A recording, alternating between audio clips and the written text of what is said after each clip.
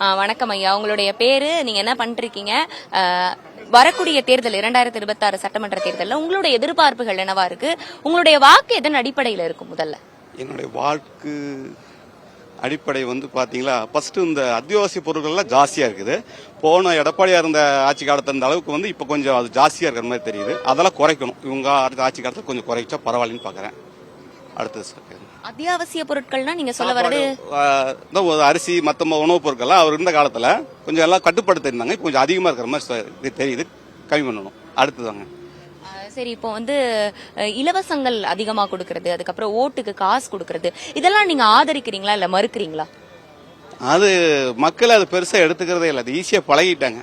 காசு கொடுக்கறது ஈஸியா பழகிட்டாங்க, வாங்குறது ஈஸியா பழகி ஓட்டு போறது அவங்க விருப்பப்படி போடுறாங்க. அது ஒரு பிரச்சனை இல்லை.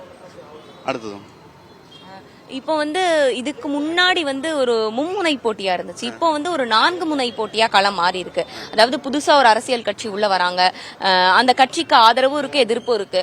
நீங்க என்ன நினைக்கிறீங்க, அந்த கட்சி இந்த முறை புதுசா வந்திருக்கக்கூடிய கட்சி எந்த அளவுக்கு ஒரு தாக்கத்தை இந்த முறை இந்த 2026 சட்டமன்ற தேர்தலில் ஏற்படுத்தும்னு? பெருசா தாக்கத்தை ஏற்படுத்துற மாதிரி தெரியல. அவ்வளவுதான். அடுத்தது அதே மாதிரி இப்போ அதான் யாருமே எதிர்பார்க்கல அதிமுக பாஜக கூட கூட்டணி வைப்பாங்க அப்படின்னு சொல்லிட்டு.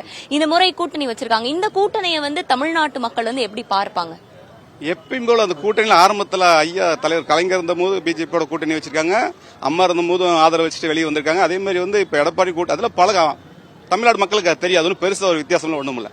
பிஜேபியோட கூட்டணி போறது ஒன்றும் பெரிய மக்களுக்கு ஒன்றும் பெரிய அதிருப்தி இல்லை.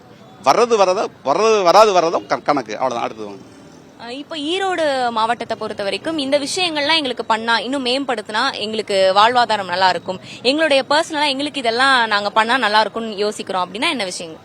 ஈரோட்டுக்கு பெரிய பிரச்சனையே பாத்தீங்கன்னா இந்த ரோடு பிரச்சனை தான். இந்த டவுனுக்கு ஏத்த மாதிரி ரோடு இல்ல. மோட்டார்ல பயங்கர 8 மணிக்கு மேல ஒரு முகூர்த்த நாள்னா இந்த வண்டி பாஸ் பண்ண முடியாது, வர முடியாது, போக முடியாது. எல்லா ரோடும் ரொம்ப ஷார்ட் கட் ரோடு. இந்த ரோடெல்லாம் விரிவுபடுத்தணும். இங்க போக்குவரத்து தகுந்த மாதிரி ரெடி பண்ணாங்கன்னா அது ரொம்ப ரொம்ப நல்லது.